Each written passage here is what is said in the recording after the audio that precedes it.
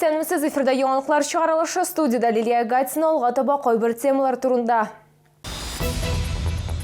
Төнлә үтеп баручылар 2 яшьлек бала йоклаган колясканы таба, прокуратура куркыныч тудырган өчен җинаять эше кузгатуны таләп итә. Юл транспорт һәлакәтләре саны арта. Юл хәрәкәте иминлеге комиссиясында профилактиканың сәбәпләре һәм чаралары турында фикер алыштылар.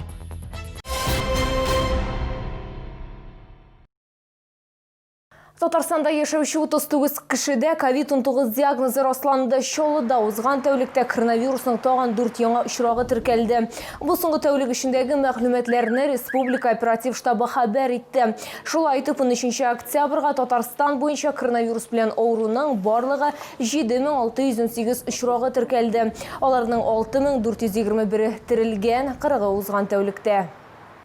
Шолда юл транспорт һәлакәтләре саны арткан. Агымдагы елның 9 аенда шәһәрдә 357 юл транспорт һәлакәте теркәлгән. Аларда 15 кеше һәлак булган һәм 438 төрле җәрәхәтләр алган. Узган елда исә барлыгы 11 үлем очрагы теркәлгән булган.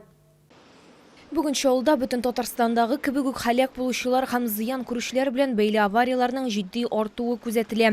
Нигездә бу җәяүлеләрне бердерү исерек хәлдә яки машина йөртү таныклыгы булмаган килеш транспорт чарасы белән идарә итү. Шулай ук юл хәрәкәте иминлеген тәэмин итми торган тизлектә йөрү. Если водитель управлял со скоростью положенной 60 км в час, соответственно, у него и время реакции была бы возможно предотвратить данный наезд. Соответственно, может быть, и увечья такие последствия не привели бы к летальному исходу. У нас на сегодняшний день 2,5 раза рост ДТП с участием молодых водителей. Беренчесе светофорны кызыл төскә үтә һәм җиңел автомобиль белән бәрелешә. Икенчесе ялган машина йөртү таныклыгы белән тотыла. Өченчесе машина йөртү таныклыгыннан башка шәһәр маршрутлары буенча микроавтобус йөрткән. Дүртенче очракта шәһәрдәшләрне аеруча шаккаттырды. Автобус йөртүче руль артында исерек хәлдә була.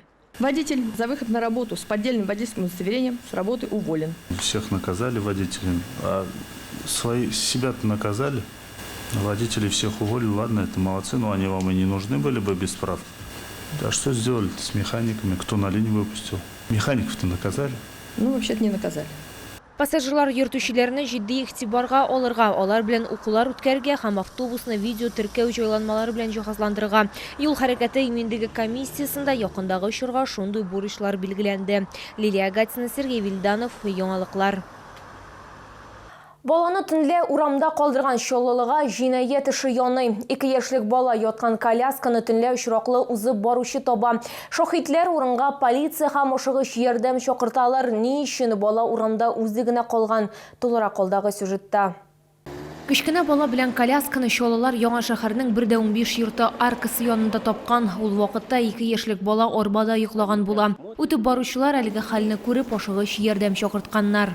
Ачыкланганча, баланың ата-анасы коляска белән бала табылган йортта яши. Алар язылышмыйча гомер итә. Күршеләр сүзләренчә, баласын калдырган хатын-кыз тәртипле, балалар ярата, эчми һәм тартмый. Она своего ребенка любит, я бы не сказала, гуляет каждый день.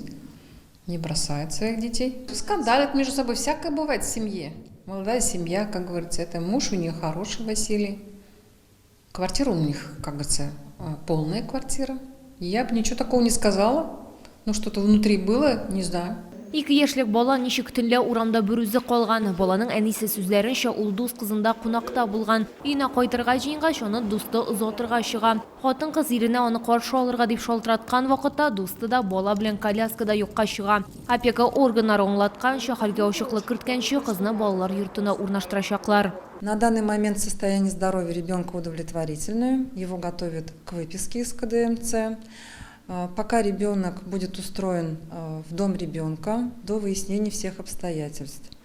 Также могу пояснить, что мама ребенка ранее не привлекалась по статье 5.35 и на учете в органах опеки не состояла. Бала гаиләгә кайтырма, бу сорау ачык кала. Әлегә хәл буенча прокуратура тикшерү башлады. Прокуратура набережных Челнов проводит проверку исполнения законодательства о профилактике безнадзорности несовершеннолетних. По инициативе надзорного ведомства в отношении матери и ребенка сегодня возбуждено уголовное дело по статье 125 Уголовного кодекса Российской Федерации «Оставление в опасности». В настоящее время решается вопрос об изъятии и передаче уголовного дела из полиции в Следственный комитет для дальнейшего расследования.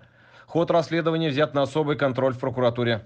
Әлігі 2 яшьлек кызның әнисіне ата-аналар тарафынан бәлек булмаганнарны карау һәм тәрбияләү бурычларын үтәмәү, шулай ук балалар сәламәтлегенә һәм аларның үсешенә зыян китерүне кисәтү буенча чараларны тәэмин итү таләпләре үтәмәү мәдәләре буенча беркетмәләр төзелгән. Лилия Гатина, Валерия Новожилова, Сергей Вильданов, Яңалыклар.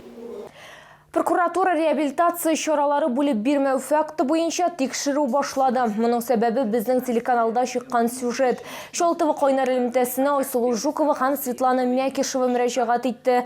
Аларның сүзләренә караганда, гаиләләр айлап, икенчеләре еллар буе инвалид коляскаларын, аяк киеме һәм гигиена чараларын көтәләр. Бу мәсьәлә буенча безнең телекомпания социаль иминият фондына сорау җибәрде. Рәсми җавапта 2020 елның маенда төбәк бүлеге тарафыннан ДЦП белән авыручылар өчен коляскалар кайтартуга дәүләт контракты төзелгән диелә.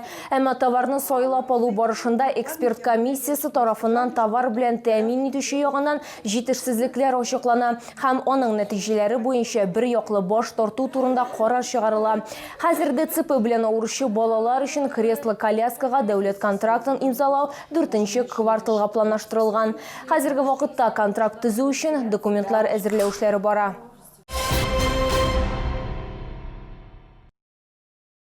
Шолда беренче тапкыр тун артыннан Тверь мех әйберләре ярминкәсендә товарны түбән бәядән сату башланды. Экспокама күргәзмәләр үзәгендә зур ассортимент тәкъдим ителә. Сатуда 42-дән алып 60-нчы үлчәмгә кадәр киемнәр бар. Бортик 6 көн Экспокама күргәзмәләр үзәгендә Тверь мех әйберләре ярминкәсендә түбән бәядән туннар һәм пәлтәләр сатыла. Сегодня мы уже больше, чем просто ярмарка. У нас организовано современное российское производство по ГОСТам, ведется разработка дизайна новых моделей и отбирается лучшее сырье для производства наших меховых изделий. Бортик күргәзмә барган көннәрдә генә сарык яки нутри тиресеннән тегелгән җиңел һәм җылы туннарны 13 мең сумнан башлап сатып алырга мөмкин. Шулай ук теләсә кайсы тунга килешле баш киеме дә сайлау мөмкинлеге бар. Уже знаю, что попрошу на Новый год на подарок от мужа и приглашу сюда маму. Огромный ассортимент, есть что выбрать. Каракульның бәһәсе һәр вакыт югары булды. Ул хатын-кыз гәүдәсен килешле итеп күрсәтеп торучы матур затлы мех санала. Оның бәяләре 49 мең сумнан башлана. Знаете, я была приятно удивлена, если честно, то мне очень все понравилось. Я люблю и норку, и каракуль. Я даже не знаю, что выбрать. Пенсионерлар сугыш һәм хезмәт ветераннарына тун сатып алганда Тверь мех ярминкәсеннән бүләк тә бирелә. Россия шәшке туннарының зур сайлап алу мөмкинлеге. Күргәзмә көннәрендә Россия шәшкәсенең тулы кисәкле тирләреннән тегелгән озын туннарны 160 мең сум урынына 98 мең сумга алып була. Норка всегда красив для женщин. Впечатление шикарное. Лишь бы подошла. Туннарга 2 елга кадәр гарантия бирелә. Өлешләп түләү һәм кредитка алу мөмкинлеге бар. Экспокама күргәзмәләр үзәгендә Тверь мех әйберләре ярминкәсендә чалаларны 13 октябрьдан 18-нә кадәр көтәләр.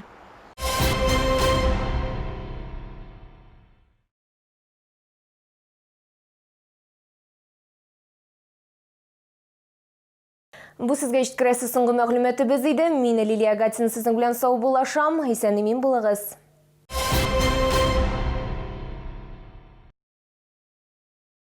Впервые в Набережных Челнах только 6 дней. Распродажа шуб на Тверской меховой. Таких низких цен у нас не было и больше не будет. Каракуль от 49 тысяч. Шуба из отборной российской норки за 98 тысяч рублей. За шубой на Тверскую меховую. Экспокама с 13 по 18 октября.